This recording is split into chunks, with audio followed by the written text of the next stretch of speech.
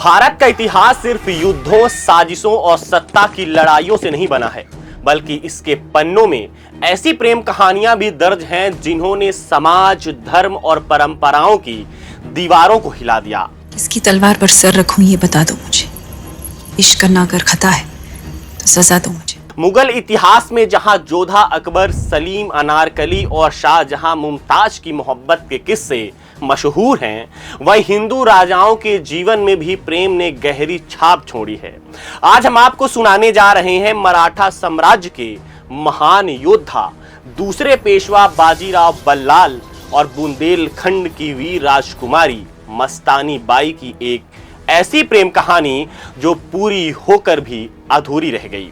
तो चलिए इतिहास की इस अमर लेकिन दर्दनाक प्रेम कथा में उतरते हैं। ये धरती, ये आसमान, ये तूफान और ये सीने की आग को साक्षी मान के आज से हम आपको अपनी पत्नी मानते हैं। दुनिया हम दोनों को हमेशा एक ही नाम से याद रखेगी, बाजीराव मस्तानी।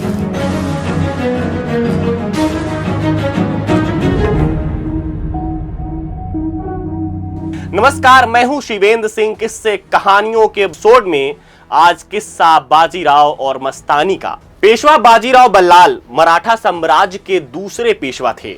उनके पिता बालाजी विश्वनाथ इस पद को पहले ही अपनी काबिलियत से एक नई पहचान दे चुके थे। उस दौर में मराठा साम्राज्य के छत्रपति थे छत्रपति शाहू महाराज। लेकिन सवाल की, जब गद्दी पर छत्रपति मौजूद थे तो फिर असली प्रशासनिक और सैन्य जिम्मेदारी पेशवाओं के हाथ में क्यों और कैसे आ गई? दरअसल औरंगजेब की मौत के बाद मुगल सल्तनत अंदर से खोखली हो चुकी थी, लेकिन मराठा साम्राज्य भी लगातार युद्धों, षड्यंत्रों और सत्ता संघर्ष से गुजर रहा था। ऐसे में मराठों को एक ऐसे सेनापति की जरूरत थी जो युद्ध और रणनीति दोनों में कुशल हो। इस पर हमने विस्तार से वीडियो बनाया है, जिसका लिंक आपको कमेंट बॉक्स में मिल जाएगी। बालाजी विश्वनाथ के बाद महज 20 साल की उम्र में बाजीराव बल्लाल मराठा साम्राज्य के पेशवा बने। इतनी कम उम्र, लेकिन हौसले इतने बुलंद कि उन्होंने जंग लड़ने का तरीका ही बदल दिया। बाजीराव कहते थे, मुगलों से सरहदों पर नहीं, उनकी सल्तनत के दिल में वार करो। बाजीराव सिर्फ बहादुर नहीं थे, वो बेहतरीन रणनीतिकार भी थे। उन्होंने लगभग 40 से ज्यादा युद्ध लड़े और कोई भी सीधी जंग कभी हारी नहीं।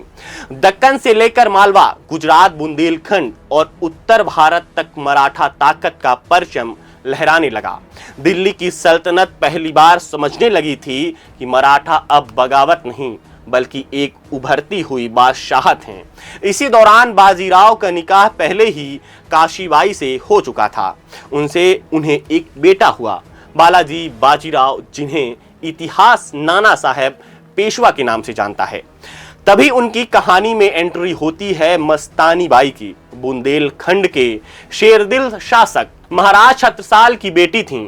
महाराज छत्रसाल एक स्वाभिमानी राजपूत राजा थे।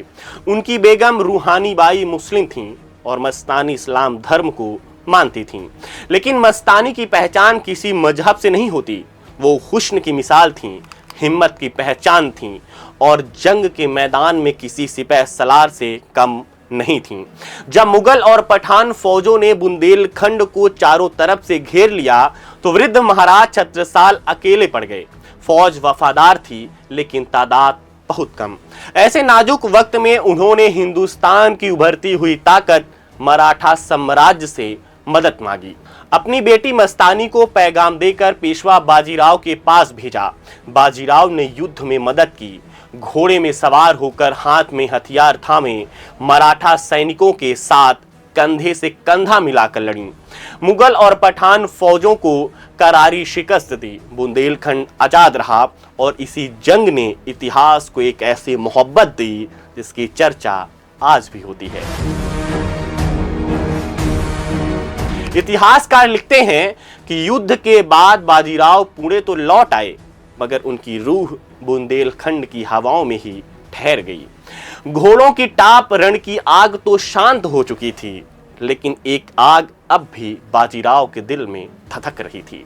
कुछ अरसे बाद मस्तानी पुणे पहुंची तो पुणे के लोगों ने देखा कि बाजीराव दरबार से ज्यादा महफिले मोहब्बत में सुकून ढूंढ रहे हैं। यह इश्क आसान नहीं था। धर्म की दीवारें थीं, रीत रिवाज की जंजीरें थीं। पेशवा बालाजी विश्वनाथ का वंश, ब्राह्मण मराठा परंपराएं, दरबार इस रिश्ते के खिलाफ खड़ी थी और बाजीराव कह रहे थे, मैंने जंग में सल्तनतें जीती हैं, अब दिल की जंग भी खुद लड़ूंगा। उन्होंने समाज से ऊपर अपने इश्क को रखा, दरबार से ऊपर मस्तानी को। मस्तानी को शनिवार वाला ने कभी अपना नहीं माना। उस किले की ऊंची दीवारों के भीतर मस्तानी सिर्फ एक नाम थी, एक विवाद, एक इल्जाम, एक डर। पेशवा दरबार ने उनके लिए अलग से मस्तानी महल बनवाया। उसी महल में मस्तानी ने एक पुत्र को जन्म दिया, शमशेर बहादुर। बाजीराव चाहते थे कि उनका बेटा मराठा परंपराओं में पले, धर्म, जुबान और संस्कार सब वही हों जो पेशवाओं की नसों में बहते आए थे। मगर दरबार को यह मंजूर ना था।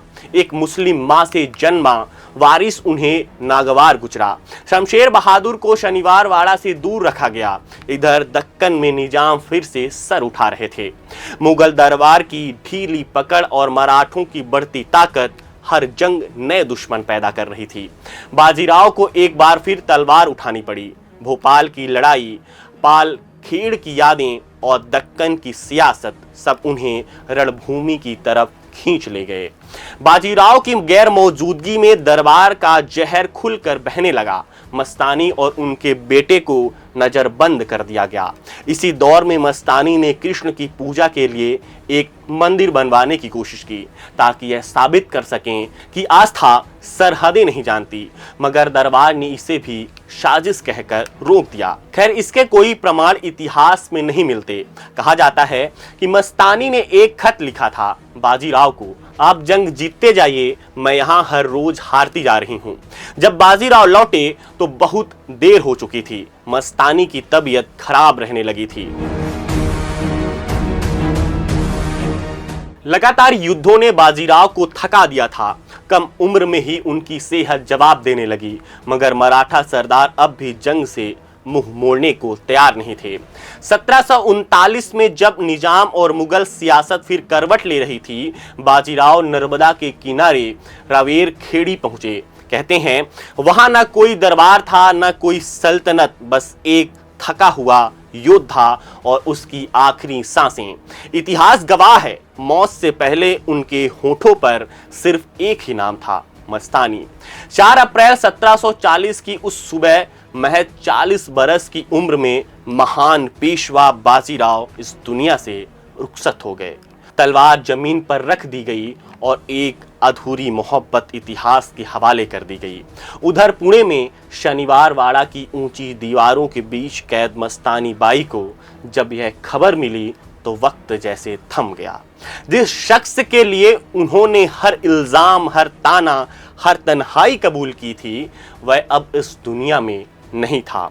कहा जाता है मस्तानी ने अन्न जल त्याग दिया।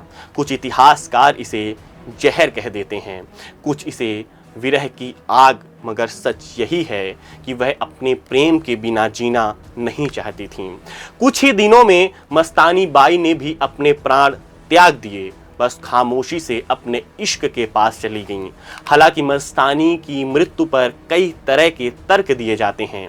अलग अलग इतिहासकारों का अलग अलग मानना है। उनका बेटा शमशेर बहादुर बाद में मराठा सेना का हिस्सा बना और तीसरे पानीपत की लड़ाई में मराठों के लिए लड़ते हुए जख्मी होकर शहीद हुआ।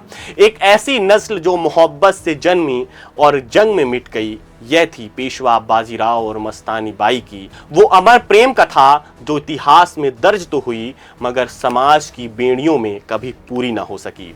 अगर आपको यह कहानी पसंद आई हो तो वीडियो को लाइक करें और अपने दोस्तों और अपने परिवारों के साथ शेयर करें और ऐसे ही ऐतिहासिक अनकहे किस्सों के लिए हमारे चैनल को सब्सक्राइब कर लें।